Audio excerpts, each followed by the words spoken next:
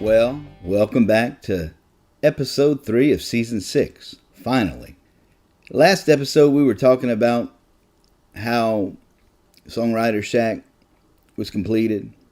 We were doing the filming. I was needing somebody to put together the filming of it. That didn't happen. It just didn't. The cameras were not right. The audio was not right. It was just too many things that weren't right with it.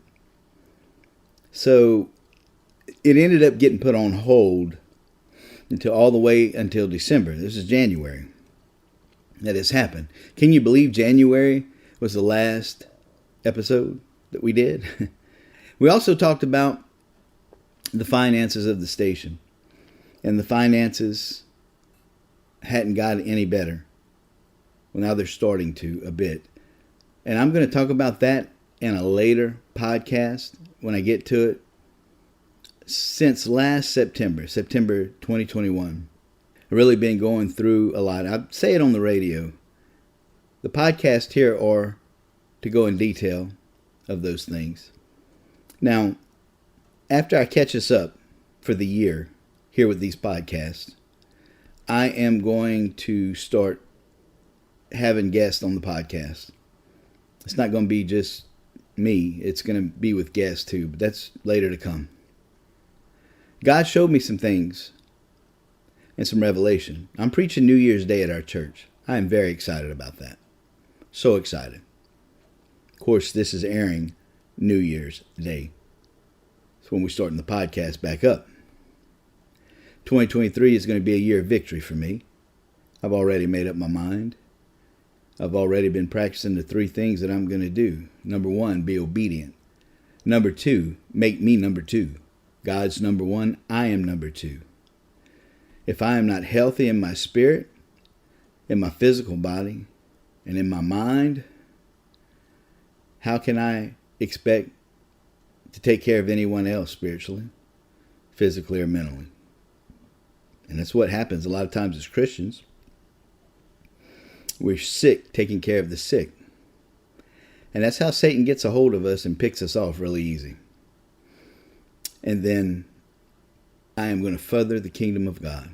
I am going to seek ye first the kingdom. I don't know what that's going to look like, but I'm going to find out, because I'm going to continually seek first the kingdom of God. I don't think I did a good enough job last year of that. So much I want to get into. But we put the Songwriter Shack on hold, and as we would find out in December of this year, we know why it was on hold. It wasn't to film. Now maybe in 2023 it might get to that point where we might be filming it, but it's not going to be for TV yet. So we're going back old school. When I say old school, I brought it back to the place where when we were doing HLE Unplugged, the Christian Country Cafe, an evening with, we're back in that room. I can sit about 20 to 22 people comfortably. The way I got it laid out now, it's a better setup than we had with all the other ones. But it's nice and intimate, and it's going to be a few songwriters at a time. It's really going to be good. The Christmas special went really well. Got a lot of good comments off of it. There's a few little things that went not as planned, but we're able to learn from them. So that's a good thing. And we'll learn from them. Well, come April, we had a Good Friends Good Friday concert with my friend Roger Barkley Jr. They were coming to town to visit Kevin Rowe, New Iberia, do the Easter service. And when he's close by, he always stops in. So at my church, for Good Friday, we had a concert. Me, Roger Barkley Jr., and Nathan Areno. Nathan came in, and as he always does, he just wows the crowd. But he's so heartfelt, and you can tell he's anointed. And his stories are so authentic. It was just him and his guitar, and it was perfect. Perfect fit, perfect for what he did. What a blessing. If I ask for anything, he'll come and just be a blessing. He's just a guy. He is a guy who is about the Father's business, and I love that about him. Now, I get to hang around with Nathan as much as I can. We don't see each other a whole bunch. But every once in a while, he'll need a bass player, and he'll book me on a show, and I'll book him on a show. If I'm doing one, I'll call him for one. He'll call me for one. So, DeSeta, Texas, we were able to go in April. An outdoor concert. Artist Brad and Jenna Davis, we had them here before. And they included me. They let me play as an artist. They let me perform some of my original songs. And then I also played bass for Nathan Areno. That couldn't have been a greater weekend, I'm telling you. I got to play bass. And I got to do my own thing singing as a solo artist. Those two things are awesome. And then I have a personal chauffeur with me. My dad, John, who used to be the over-the-road truck driver. Man, when he's driving, I don't have to worry about anything. We talk about things, or I'll watch TV, or I'll nod off and take a nap. It doesn't matter. If I wake up from napping, ask a few questions, want to talk, he's good with that. If I want to watch TV and not say anything, he's good with that. The best driver around. I love my dad. And I think it kind of scratches the itch. He gets to drive a bit. He misses that from time to time. He wouldn't want to do it again all the time, I know. But every once in a while, it's good to stretch his legs, so to say, driving. One of the other cool things I got to do was see my firstborn granddaughter, Lana, who now lives in Katy, Texas, with my firstborn, my daughter, Alicia. She is talented too.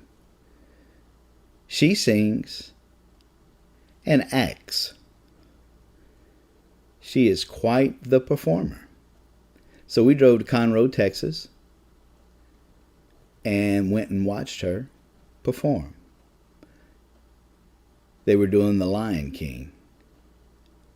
Man, was I really impressed. She's 10 years old. And she is something else. Of course, grandparents are going to brag on their grandkids. And I am no exception. I am no different. But it was something just to watch her. The theatrics of it. They're in the Christian Youth Theater. CYT is what it's called. And man, I was just amazed at the detail and everything that went into it. It was awesome. And just so proud to see the values that her mom and dad are instilling in her. Tell you, I'm truly blessed. Just truly blessed. Now, during this 2022 time, I got to say this, there's not much going on. We're trying to find our footing back. Remember, 2021 is a bust. 2022, the first part of the year, the summer of it, there's just not a lot going on. We're trying to figure out, artists are trying to figure out what they're going to do. We're trying to figure out what we're going to do. Giving's down, so we don't have funding to do much. People aren't gathering. People aren't getting out anymore. So we're really being limited at what we're doing. And I'm still going through something that I thought that I would never... Something that I thought was over. And I'll tell you about that probably on the next podcast, because I'm covering a lot of things on this podcast. I'm just getting through it. I'm just going through it just to get through it. But what I'm going to do, I'm going to cover June, because June was a month where it kind of started to pick up. We had trips to Nashville. Well, it started off, I did an interview for SGN Scoops magazine in June. And it just came out in the November issue that didn't come out till December. It just came out. Props to Jimmy Reno. Great article he did on me. I was very appreciative of it. Love the way it came out. And you can go to SGN Scoops, November issue. You'll find the article. But we went to Nashville. First stop was the Grand Ole Opry. Melanie Walker's Sunday morning coming down. We've been there for the last 3 years, 4 years, something like that. Of course, we missed the COVID years. We didn't do it. They didn't do it. But that was great. We were set up backstage to do interviews. Met Adam Warner. Great guy. Great story of faith he had. Former veteran. Just really, it was good to see some folks. And then right from there, we left to go to Pigeon Forge for the ICM Awards. We spent the week in Pigeon Forge. It was me, Brian Carpenter, Steve Robertson. From HLE Radio, we had the crew. Most of the crew, half the crew. And we were able to do a lot, get a lot of interviews, get a lot accomplished. Things take time. But I was really happy with the way things are going. I'm still happy with the way things are going with the Inspirational Country Music Association. I am continuing to work with those folks for the greater good of Christian country. And that's what we are doing. Furthering Christian country music as a tool of reaching the lost to further the kingdom of God. Because the goal is souls for me. Always it is going to be. The goal has to be souls. Or I'm not doing what I'm supposed to be doing. I have to reach the lost. That's my goal. It's what God chose. It's what God has me doing. It's what God has called us to do. Reach the lost. He's coming back.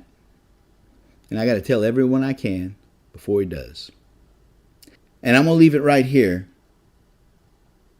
But hey, it's good to be back.